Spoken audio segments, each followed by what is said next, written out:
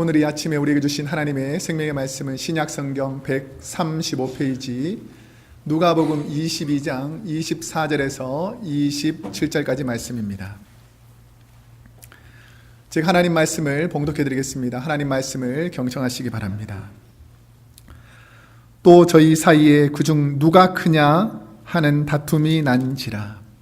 예수께서 이르시되 이방인의 임금들은 저희를 주관하며 그 집권자들은 은인이라 칭함을 받으나 너희는 그렇지 않을지니 너희 중에 큰 자는 젊은 자와 같고 두목은 섬기는 자와 같을지니라. 앉아서 먹는 자가 크냐 섬기는 자가 크냐. 앉아 먹는 자가 아니냐. 그러나 나는 섬기는 자로 너희 중에 있노라. 아멘. 오늘은 누가복음 22장 24절에서 27절까지 말씀을 중심으로 누가 큰 사람입니까? 라는 제목으로 하나님 말씀을 선포하도록 하겠습니다. 우리 말씀을 전하기 전에 우리 옆 사람에게 이렇게 한번 축복했으면 좋겠습니다. 우리 옆 사람에게 예수님의 이름으로 사랑합니다 말할까요? 시작. 사랑합니다. 예. 오늘 설교 제목도 있으니까 우리 옆 사람에게 당신이 더 큰 자입니다 말할까요? 시작. 당신이 더 큰 분입니다. 당신이 더 큰 사람입니다. 내가 더 커 이런 사람이 아니라 당신이 더 큰 사람입니다. 우리는 이 땅에 태어나면서부터 끝없는 비교와 무한 경쟁 사회에 살고 있지 않나 생각해 봅니다. 우리는 태어나면서부터 서열이 딱 정해집니다. 여러분은 몇째예요? 뭐 넷째, 첫째, 뭐 둘째. 저는 둘째입니다. 둘째. 누님이 있고 제가 있고 여동생이 있고 남동생. 나는 두 번째로 태어나고 싶은 마음이 전혀 없었지만 태어나니까 둘째였기 때문에 저는 장남이자 둘째가 된 거죠. 몸무게가 몇 킬로냐, 뭐 남자냐 여자냐, 우리는 내가 원하건 원하지 않건 간에 이 세상의 제도가 만들어 놓은 여러 가지 순서와 서열에 따라서 내 위치가 정해지곤 합니다. 혹시 초등학교 처음 입학해서 학교 갔을 때를 기억하십니까? 저도 기억나는데 이 가슴에다가 손수건을 붙이더라고요. 그래서 내가 가슴에다 손수건을 왜 붙이나 했더니 계속 코 닦으라고 이렇게 손수건을 붙여놨던 그런 기억이 나는데, 그러면 선생님이 이제 학생들을 모아놓고 쭉 일렬로 줄을 세워가지고 뭘 정하는 줄 아세요? 잘 모르시는 것 같은데 번호를 정합니다. 번호. 키 제일 작은 아이는 1번, 그 다음 아이는 2번, 3번 해가지고 줄을 쭉 세워가지고 매 학기가 시작되고 이제 매 학년 새로운 학년이 시작되면 또 아이들이 키가 좀 차이가 나잖아요. 그럼 또 어떻게 하죠? 줄을 또 쫙 세워가지고 너 1번 앞으로 가고 뒤로 가고 이렇게 해가지고 줄을 세워 나가는 거죠. 그러니까 우리는 이 땅에 태어나면서 내가 원하건 원하지 않건 순서와 비교당하는 사회에 살고 있습니다. 그런데 이제 꼬마일 때는 주로 뭐 키로 순서를 정하지만 이제 중고등학교에 가면 키뿐 아니라 또 다른 걸로 또 순서를 정합니다. 뭐죠? 성적으로 순서를 정하는 거예요. 그래서 만약에 좀 키도 작고 얼굴도 좀 못생기고 막 이렇게 좀 세상 사람들 보기엔 볼품이 없는데 반에서 1등 했다. 그럼 어떻게 보죠? 이야, 너가 1등이구나. 얼굴이 싹 다시 보이죠? 근데 막 얼굴이 멀쩡하게 생겼고 키도 크고 막 이런데 너 몇 등 하냐? 저는 꼴등인데요. 이거 하면서 1등과 꼴등이라는 그 순서를 가지고 막 사람을 평가하게 된다는 것입니다. 그런데 우리가 대학을 졸업하고 사회로 진출하게 되면 얼마나 많은 돈을 가졌는지, 얼마나 좋은 차를 몰고 다니는지, 이런 외형적인 것으로 우리는 사람들을 평가하는 경우가 많이 있습니다. 그리고 나이가 들어가면서 미국에는 별로 그런 문화가 없는데 한국 사람들은 꼭 따지는 게 있어요. 뭔지 아세요? 나이가 몇 살이냐, 몇 년생이냐, 도저히 안 되면 주민등록증 펴봐라 뭐 이런 식으로. 그래서 자꾸 우리가 가지고 있는 하나의 비교의식, 경쟁의식, 이런 것으로 상대방과 자꾸 비교하는 사회에 살고 있기 때문에 우리도 은연중에 남들을 비교하고 비교받으면서 살아가는 사회에 살고 있습니다. 그러면 누가 큰 사람일까요? 어떤 사람이 큰 사람일까? 제가 이것을 준비하다가 그럼 세상에서 진짜로 키가 제일 큰 사람은 얼마나 될까? 어느 정도 키가 클까? 이것을 한번 살펴봤어요. 그러니까 역사상 가장 키가 컸던 사람은 1918년에 태어난 미국 일리노이주에서 살았던 로버트 펄싱 와들로우라는 사람인데 보이죠? 이야, 대단하죠? 키가 2m 72cm랍니다. 보통 사람 두 명이 거기 서 있는 거죠. 근데 이렇게 된 이유가 뭐냐면 어릴 때 뇌수술 부작용으로 성장 호르몬이 과다하게 분비되어서 이렇게 큰 사람이 되었다라는 것입니다. 또 요즘은 또 이런 것이 있습니다. 이제 그만 보시고 절 보세요. 요즘은 또 돈 많은 사람이 형님이다. 그래서 돈이 많으면 형님 이렇게 부르는 거예요. 그래가지고 밥 사고 뭐 사는 사람 형님 하시죠. 뭐 이런 식으로 해가지고 물질이 많은 사람을 큰 사람이라고 젊은이들이 생각하기도 합니다. 아마 지금 현재에서 전 세계 가장 돈이 많이 있는 부자가 누군지 아세요? 예, 우리랑 별로 안 친하지만 마이크로소프트사의 가장 많은 지분을 가지고 있는 빌 게이츠가 한 80조 원. 근데 80조 원이 뭔가 했더니 저는 모르는 금액이더라고요. 그 나랑 상관없는 그런 엄청난 벌어도 끝없고 써도 끝없는 그런 큰 돈을 가지고 있는 사람을 우리가 과연 큰 사람이라고 부르는가? 그러면 역사상 가장 큰 권력을 가졌던 사람들이 있잖아요. 뭐 네로라든지 알렉산더 대왕이라든지 나폴레옹, 징기스칸 같이 많은 권세를 가진 사람이 큰 사람인가? 지금 세계에서 가장 큰 권세, 권력을 휘두를 수 있는 능력을 가진 사람이 누군지 아세요? 예, 김정일은 좀 약하고 예, 미국을 좌지우지하는 대통령인 오바마가 그래도 정치적으로는 가장 큰 영향력을 미칠 수 있잖아요. 그럼 오바마가 제일 큰 사람인가요? 그러니까 우리가 만약에 큰 사람, 어떤 사람이 큰가? 라고 생각할 때 많은 가치 기준이 다르다는 것입니다. 그러면 성경이 말씀하고 있는 진정한 큰 사람은 누구인가? 역사가 기억하는 큰 사람, 우리 주님이 말씀하고 있는 진정한 큰 사람은 어떤 사람이 진짜 큰 사람인가를 오늘 본문에서는 말씀하고 있습니다. 오늘 본문은 예수님께서 예루살렘 성에 나귀를 타고 입성하는 거예요.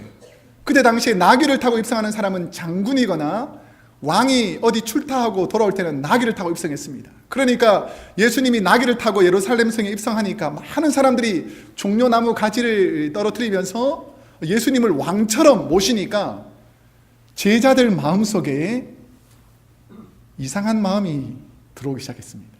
그때까지는 사이좋게 잘 지내던 제자들이 예수님이 왕이 된다라는 생각이 있으니까 그 중에서 아주 머리가 팽팽 돌아가면서 약삭빠른 야고보와 요한이 예수님을 찾아와가지고 다른 복음서에 보면 그 어머니가 샥 치맛바람을 흔들면서 우리 아들을 왕 오른편 왼편에 앉게 해달라고 찾아오게 되죠. 그렇게 보면 말씀에서 뭐라 그러냐면 주의 영광 중에 우리를 하나는 주의 우편에 하나는 주의 좌편에 앉게 하여 주옵소서.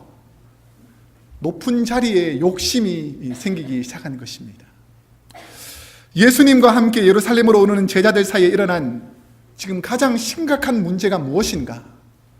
어떤 문제가 지금 생기고 있는가? 오늘 본문 24절 말씀을 보면 지금 제자들에게 생긴 문제가 발생하게 됩니다. 우리 한번 함께 읽어보겠습니다. 시작.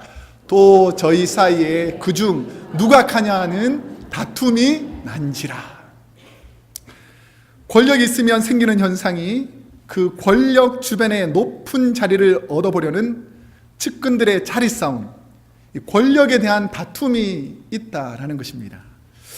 우리가 본문 24절에서 주의 깊게 봐야 할 단어 중에 하나가 뭐냐면 다툼이라는 단어입니다. 다툼. 본문에서 이 다툼이라는 이 단어 바로 전에 누가 크냐 하는 일을 다투기 바로 전에 일어났던 사건 바로 23절에 보면 어떤 일이 벌어지냐면 우리 성경을 한번 볼까요? 저희가 서로 묻되 우리 중에 일을 행할 자가 누구일까 하더라 라고 되어 있는데, 이 스토리가 뭐냐면 예수님께서 제자들에게 이렇게 말합니다. 내가 예루살렘 성에 가면 이제 내가 곧 죽음을 맞이할 텐데 너희 중에 한 사람이 나를 배반할 거라는 거예요. 옆 사람 한번 잘 보세요. 배반할지 안 할지.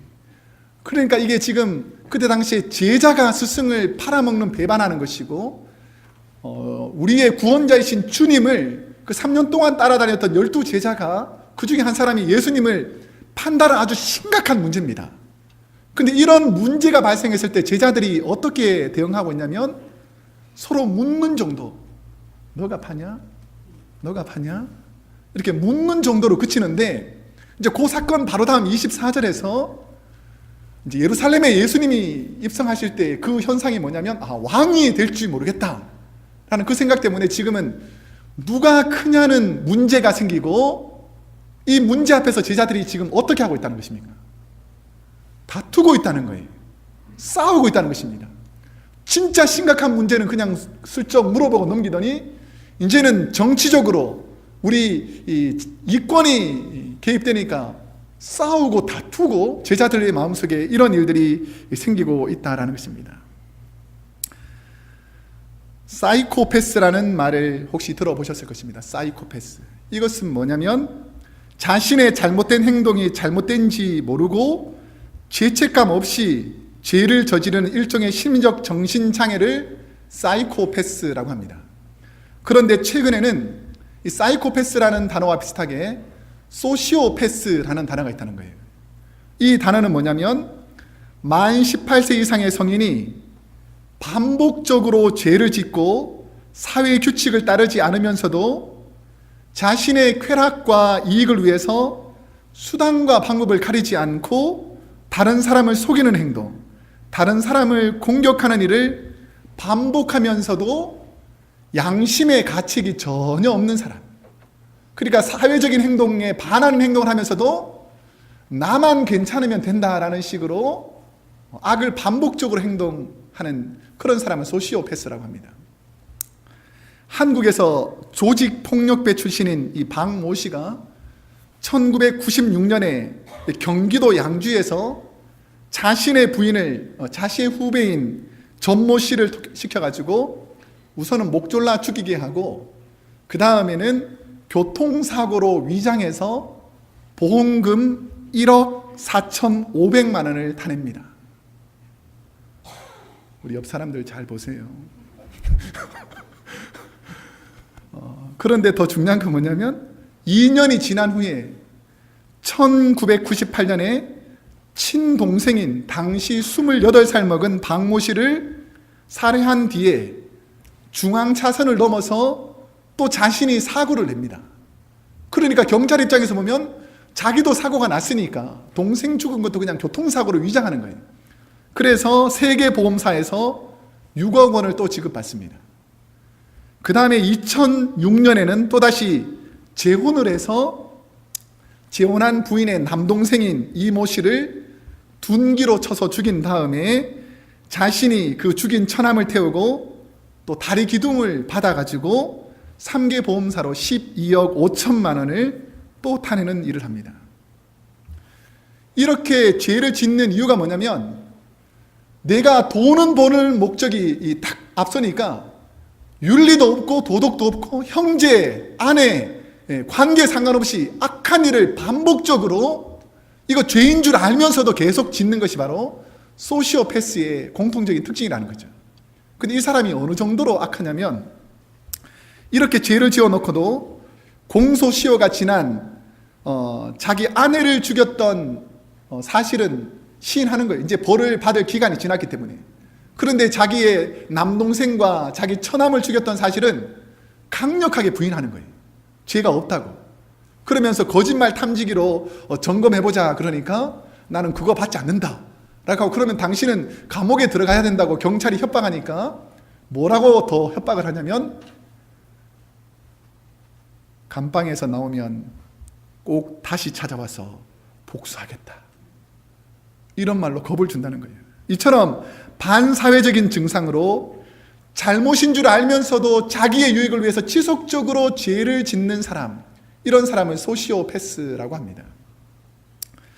오늘날 우리 사회의 심각한 문제 중에 하나는 가치의 중심이 사람과 관계라는 고상한 가치를 천시하고 물질과 소유라는 하등한 것에 큰 가치를 두고 있는 것이 우리 사회의 심각한 문제가 될 수 있다라는 것입니다.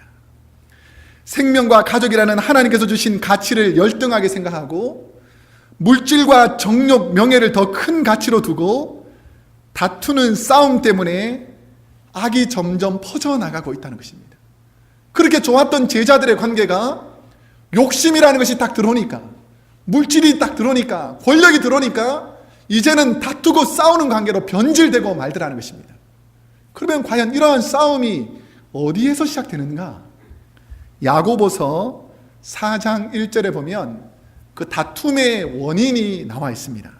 그 다툼이 뭐냐면, 너희 중에 싸움이 어디로, 다툼이 어디로 쫓아나느뇨? 너희 주추장에서 싸우는 뭐라고 되어 있습니까? 정욕으로 쫓아난 것이 아니냐라는 것이죠. 싸우려는 마음, 뭔가 욕심이 있으니까 그것을 얻으려는 정욕 때문에 우리가 자꾸 다툼이 일어난다는 거예요. 우리 안에 그런 다툼이 사라지기를 축복합니다. 이 땅의 가치관을 두고 자꾸 무엇을 가져야만 높아진다는 그것 때문에 가지기 위해서 내 주위에 있는 사람을 미워하고 싸우고 다투는 그런 정욕들이 일어나더라는 것이죠. 저와 여러분은 우리 삶에서 일어나는 다툼의 원인을 볼 수 있어야 됩니다. 욕심의 뿌리를 둔 다툼은 무서운 현상을 만들어냅니다. 아주 좋았던 부부 관계도 한 번의 원수로 만드는 것이 다툼이에요. 그리고 부모와 자식의 사랑의 관계를 한 번에 미워하는 관계로, 원수 관계로 맡는 것도 바로 다툼이 될 수 있더라는 것입니다. 저와 여러분은 교회 안에서 제자들이 가지고 있는 혹시 무엇을 얻으려는 것 때문에, 욕심 때문에 다투고 있지 않나 한번 생각해 보시기를 축복합니다. 주님을 3년 동안 따라다녔던 제자들조차도 욕심에서 생긴 다툼 때문에 제자들이 가야 될 원래 길을 다 잊어버리고 다툼 때문에 이제는 관계가 다 깨어지고 있더라는 것입니다. 그러면 본문에서 누가 큰지를 놓고 자리싸움을 하는 제자들에게 예수님께서 무엇이라고 가르치고 있는가? 내가 더 큰 자가 되려고 하는 이 제자들에게 우리 주님께서 무엇을 가르치고 있는지가 오늘 본문 25절에 보면 주님이 가르친 말씀이 나옵니다. 한번 25절 말씀을 우리 한번 함께 읽도록 하겠습니다. 25절 시작. 예수께서 이르시되 이방인의 임금들은 저희를 주관하며 그 집권자들은 은인이라 칭함을 받으나 라고 되어 있습니다. 예수님은 서로 더 큰 자가 되어 높은 자리를 다투는 마음속에 정치적 욕심이 생긴 제자들에게 똑같이 권력으로 예를 듭니다. 너희가 그렇게 갖고 싶어하는 그 정치 권력이 어떤 것인지에 대해서 권력으로 예를 드는 것입니다. 이방인의 임금들이라는 것은 그때 당시에 권력을 가지고 있는 사람들을 말합니다. 이 사람들이 지배한다라는 헬라어 큐리오는 주인이 된다는 것이죠. 그러니까 권력을 가진 사람들이 권력을 갖지 않은 사람들의 주인이 되어서 지배하는 것이 바로 세상의 큰 자들의 심리다. 그런데 이런 사람들을, 이방인의 왕들을 무엇이라고 오늘 성경에서 부르고 있냐면 은인이라고 칭함을 받는다는 거예요. 은인. 여러분, 은인이 뭐죠? 나에게 도움을 주었거나 혜택을 주어서 내가 은혜를 받은 사람이 은인이라 그러잖아요. 근데 정치를 가지고 권력을 가지고 있는 사람이 연약한 사람들한테 나를 뭐라 부르라 그러냐면 은인이라고 자꾸 부르라는 거예요. 은인. 내 걸 다 빼앗아가고 찰취하고 힘들게 하면서 나를 보고 은인이라 부르라는 거죠. 그러니까 그때 당시에 은인이라고 부르는 행동은 뭐냐면 정치적으로 파렴치한 사람, 권력으로 자기 마음대로 하는 사람, 이런 사람들을 이방인의 은인이라고 조롱거리로 부르는 것이 바로 은인이라는 단어였다는 것입니다. 여러분, 이 땅에 헛된 것이 큰 것으로 오해하며 살지 않기를 축복합니다. 하나님께서 크다고 말하는 것이 아니라 내가 크다고 생각하는 것, 헛된 것을 따라가느라고 많은 사람들이 오늘날 너무 많은 시간들을 헛된 데 낭비하며 보내고 있는 분들이 있더라는 것입니다. 프랑스의 철학자이며 소설가인 알베르 까미가 1943년에 쓴 희곡 중에 인간의 욕심을 소재로 한 그 책이 오해라는 작품이 있습니다. 저는 그 실화를 바탕으로 한 오해라는 소설을 통해서 오해로 시작된 인간의 욕심이 만들어낸 비참한 최후가 어떤 것인가를 알게 됐습니다. 이게 실화를 바탕으로 했는데요. 오해라는 소설은 보헤미아라는 그 내륙 지방의 외진 곳에 어머니와 딸이 조그마한 호텔을 운영하고 있습니다. 딸 이름은 마르타라는 여인이었는데 시골에서 오랫동안 살기가 싫은 거예요. 그러니까 대도시에 가서 휴양지의 푸른 바다와 멋진 환경 속에서 살기를 원하는데 내가 이 시골에서 살아서는 도저히 그렇게 살 수가 없으니까 어떤 욕심이 생기냐면 많은 분들이 지나가지 않는 그런 조그만 마을에 호텔을 하고 있으니까 그곳에 오는 손님 중에서 돈이 있을 만한 사람에게 수면제를 먹이는 거예요. 밤에 수면제를 먹인 다음에 그 사람을 죽여서 강물에 던지고 남는 그 물품 중에서 돈이 될 만한 것을 자기가 다 챙겨가는 일을 하는 거예요. 이 소설의 스토리를 보면 그 어머니가 그 일들을 발견하게 됩니다. 딸이 그렇게 하는 것을. 그런데도 딸이 그렇게 하니까 딸의 말을 들어보면서 그래, 우리가 이 지금은 나쁜 일을 하고 있지만 돈이 많이 벌어지면 우리가 전혀 다른 곳에 가서 새로운 세상에서 멋지게 살면 되지 않겠냐고 해서 딸의 잘못을 그냥 덮고 어머니가 같이 그런 나쁜 짓을 하게 됩니다. 근데 하루는 젊은 신사 한 명이 들어오는데 돈이 많이 있게 생긴 거예요. 그러니까 이 어머니와 딸이 여느 때와 마찬가지로 수면제를 먹이고 그 젊은 신사를 목 졸라 죽이고 강물에 던집니다. 그런데 다시 와서 그 소지품을 살펴보니까 지갑을 열어보니까 그리고 빛바랜 사진 한 장을 보니까 이전에 자기 집을 떠났던 아들, 오빠의 사진이 있는 거예요. 그러니까 이 오빠가, 그 아들이 어린 나이에 너무 집안에 고생이 많으니까 가출해가지고 타지에 가서 돈을 많이 벌어서 이제는 어머니와 함께 여동생과 함께 멋진 생활을 살기 위해서 왔는데 지금 와서 바로 말하면 그럴 것 같아서 하룻밤 자고 아침에 서프라이즈 하면서 제가 당신의 아들입니다 이렇게 말해주려고 찾아왔는데 결국은 어머니와 여동생이 죽이게 되는 그런 스토리를 씁니다. 그러면서 이 상황에 너무 힘들어서 어머니가 자식을 죽였던 그 강에 가서 자살하고 그 여동생도 자살한다는 것이 까미가 쓴 이 오해라는 소설의 줄거리입니다.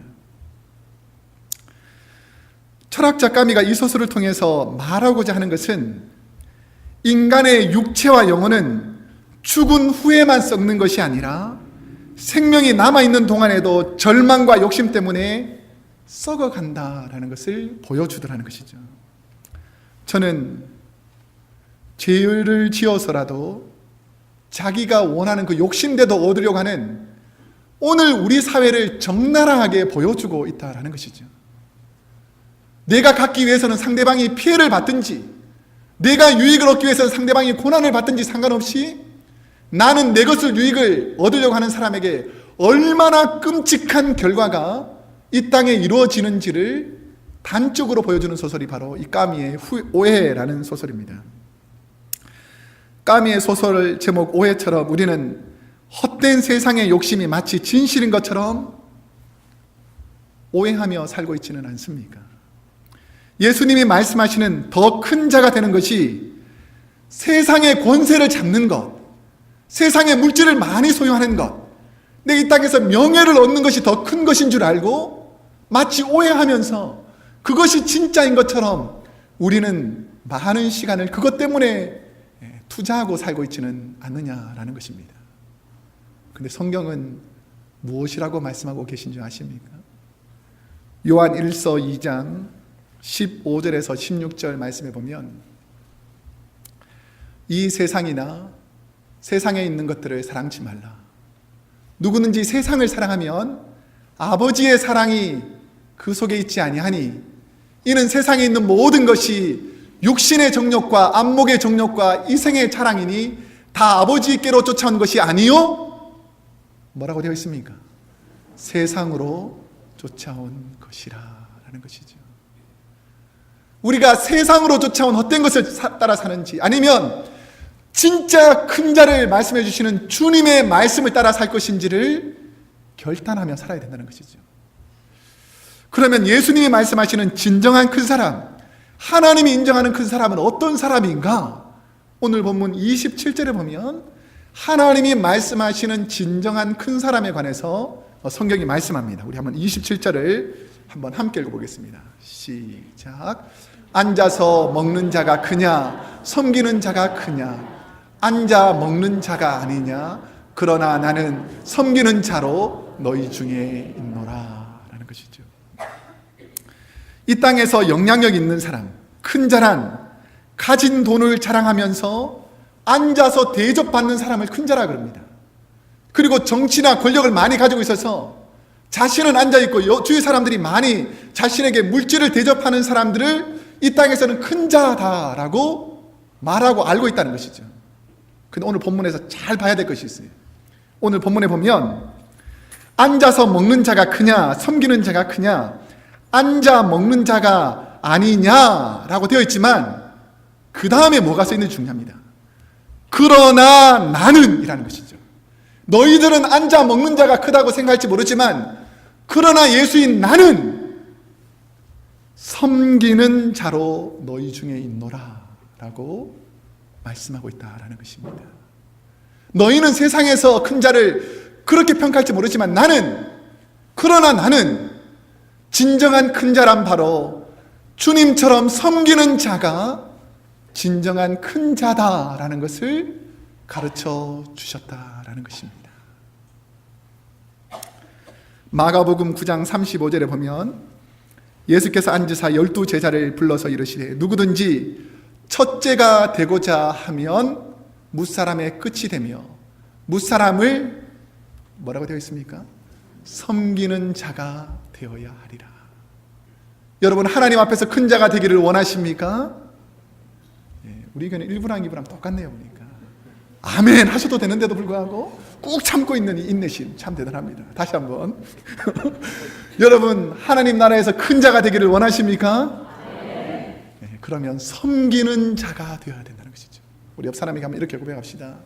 당신을 섬기겠습니다. 한번 할까요? 시작.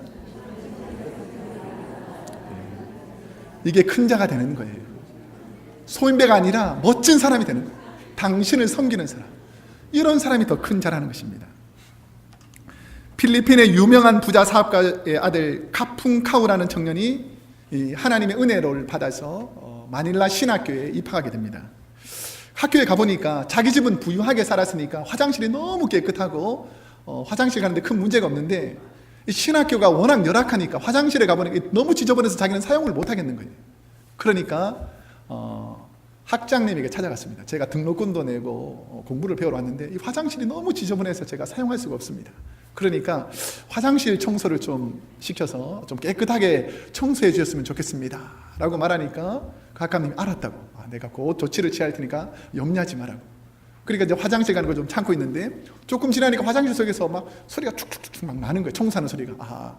그래 어느 정도 시간이 지났으니까 청소가 다 되었겠구나 해서 딱 가보니까 학감님이 장갑을 끼고 화장실을 막 열심히 청소하고 있는 거예요.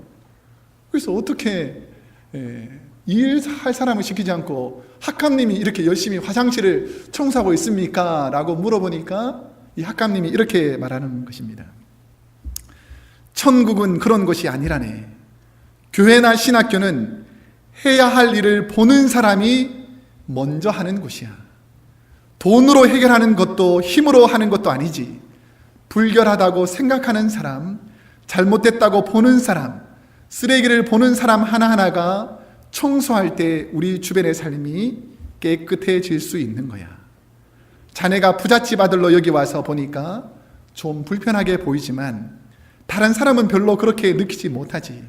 그러니 느끼는 사람이 일을 하면 우리 학교는 깨끗해질 거라네 라고 말하는 거죠. 그러니까 이 카풍카우가 아주 심각하게 이 말을 받아들입니다. 그런 다음에 섬김의 교훈을 받아서 카풍카우가 신학교를 졸업하자마자 미국 시카고에 자유교회라는 곳을 세워가지고 그 시카고 지역에 가장 소외되고 가난하고 굶주린 사람을 위해서 내가 깨달았기 때문에 그들의 연약함을 돕겠다라고 해서 자신의 받은 교훈을 실천하며 섬기며 살아갔다라는 것입니다. 여러분, 큰 자가 되기를 원하십니까? 아름다운 섬김이 어떤 섬김일까요? 자, 여기서부터는 잘 들으셔야 돼요. 아내가 우리 남편들에게 하는 말이에요. 아내가 갑자기, 남편들이 저를 보셔야지 알 거 아닙니까? 저를 보세요, 남편들. 아내가 갑자기 이렇게 하고 있는 거예요. 그럼 남편이 어떻게 해야 될까요? 1번 모른 척 한다. 2번 내가 하고 싶은 일을 계속한다. 3번 살며시 뒤로 가서 어깨를 꼭 시원해질 때까지 30분 이상 주무른다. 대부분 주무르다 그러면 한 10초 주무르고 가버리잖아요. 생색만 내는 거죠. 그러니까 진짜 섬긴다는 것은 그 사람이 필요로 할 때 가서 잘 주물러 주는 거예요. 만약에 남편이 하루 종일 밖에서 열심히 일을 하다가 집에 딱 오는 거예요. 그러면 아내가 남편에게 어떻게 해야 될까요? 1번 쏘아 붙인다. 2번 잔소리를 늘어놓는다. 3번 당신이 최고야 라고 한다. 몇 번일까요? 여성들은 그렇게 하고 계십니까? 우리가 섬긴다라고 하는 것이 일상 속에서 적용해야 된다는 거예요. 내가 섬기겠습니다 말로 하는 것이 섬김이 아니라 내 삶 가운데서 실질적으로 섬겨야지만 진정한 섬김이라는 것입니다. 그 섬김, 진정한 섬김은 하면서 행복감을 누리는 거예요. 한 분이 이런 글을 썼더라고요. 아버지가 어린 꼬마아이를 목에다 탁 태우는 거예요. 저도 어릴 적에 생각해보면 아이가 막 이렇게 해서 목에 탁 태우면 아이가 어떻게 합니까? 막 땅바닥에서만 세상을 보다가 막 머리로 오니까 세상이 막 잘 보이잖아요. 그러니까 막 깊어서 막 뜁니다. 그럼 아버지가 아이고 뭐가 막 인상 쓰고 있나요?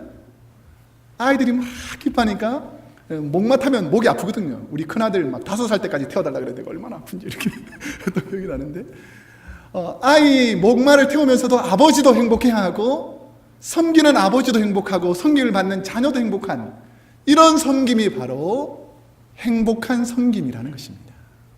여러분, 우리 크로스웨이 교회 안에 이런 행복한 섬김이 있기를 축복합니다.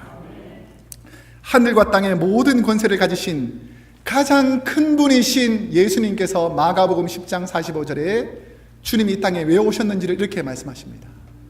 인자가 온 것은 섬김을 받으려 함이 아니라 도리어 섬기려 하고 많은 사람들의 대속물로 주려고 오셨다라고 성경은 말씀하고 있습니다. 저는 우리 크로스웨이 교회 모든 성도님들이 주님 안에서 큰 자가 되어서 세상 사람들이 바라보는 큰 자가 아니라 주님 안에서 큰 자가 되기를 축복합니다. 자, 우리 진실한 마음으로 우리 옆 사람 손을 한번 꼭 잡으면서 제가 섬기겠습니다. 고백하신 대로 하셔야 돼요. 제가 섬기겠습니다. 섬기는 곳에 큰 자들이 모이는 것입니다. 섬김을 받는 것이 아니라 섬기는 곳에 주님 닮은 큰 자들이 생겨 나간다는 것이죠. 이제 말씀을 맺겠습니다. 제가 어제 1년에 한 번 있는 가치 미지라는 공연에 갔었어요. 그러니까 토요일 날 하기 때문에 저녁 시간 하니까 토요일 날 저에게는 제일 황금같이 설교를 준비해야 되는 시간이니까 그걸 그 시간 미리 하느라고 우리 아내한테 구박 받아가면서 설교를 미리 막 준비해가지고 토요일 날 딱 갔어요. 오후에 가니까 우리 이 자녀들이 많이 있는데 얼마나 멋지고 행복하고 기쁜지 몰라요. 저는 처음 봐서 그런지 너무 행복한데 가슴에다 다 뭐라고 쓰인지 아세요? 가치 이미지라는 거예요. 나는 하나님의 이미지를 가지고 있다는 것이죠. 그걸 보면서 저는 마음속으로 생각했어요. 자, 그렇구나. 우리가 예수 믿는다는 것이 무엇일까? 우리가 하나님의 자녀로서 살아간다는 것이 무엇일까?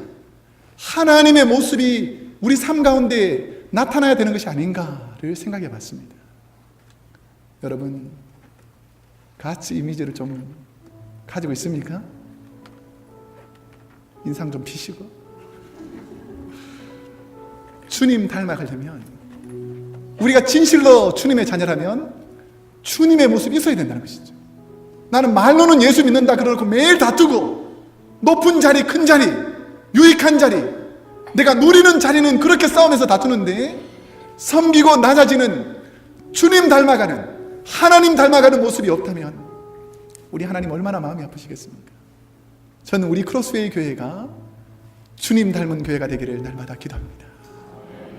여러분의 삶이 주님 닮은 삶이 되어서 내가 주님을 사랑하듯 성도를 섬기고 사랑하는 그런 은혜가 있기를 축복합니다.